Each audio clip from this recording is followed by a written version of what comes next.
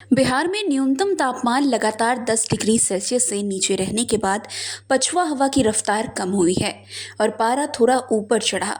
लेकिन राहत कम, कुहासा ज्यादा देखने को मिल रहा है। मौसम विभाग चेतावनी दे रहा है कि अगले 48 घंटे में बिहार में एक बार फिर मौसम करवट ले सकता है।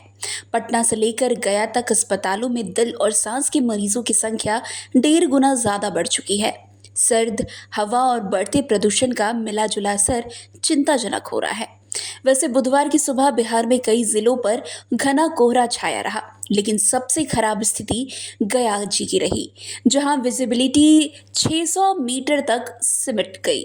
हवा की रफ्तार कम होते ही रात का तापमान थोड़ा बढ़ा जरूर, पर इनकी कीमत लोगों को गाढ़े कोहरे के रूप में चुकानी पड़ रही है। पटना में भी सुबह के समय विजिबिलिटी बेहद कम हो गई और ग्रामीण इलाकों में फसलों पर ओस की मोटी परत दिख रही है। पिछले 24 घंटे में रात के तापमान में 1 से 3 डिग्री सेल्सियस की बढ़ोतरी दर्ज हुई है। केवल पूर्वी बिहार ऐसे जिले में है जहां तापमान स्थिर है।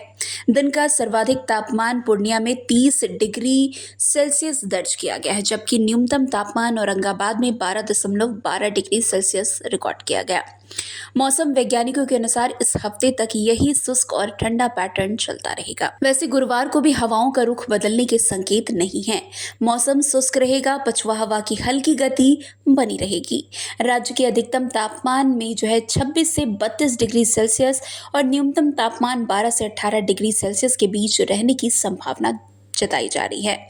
दक्षिण बिहार खास करके गया जी, नवादा और औरंगाबाद घने कोहरे और ठंड के दोहरे असर से सबसे ज्यादा प्रभावित रहेगा।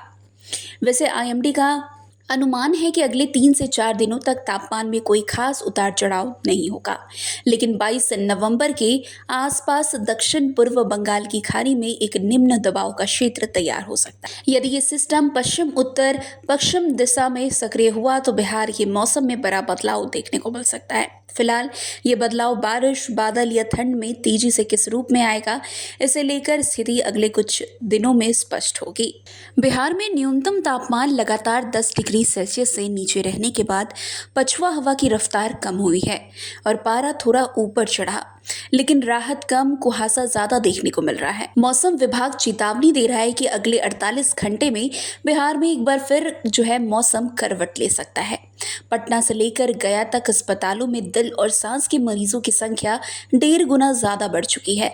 सर्द हवा और बढ़ते प्रदूषण का मिला जुला असर चिंताजनक हो रहा है।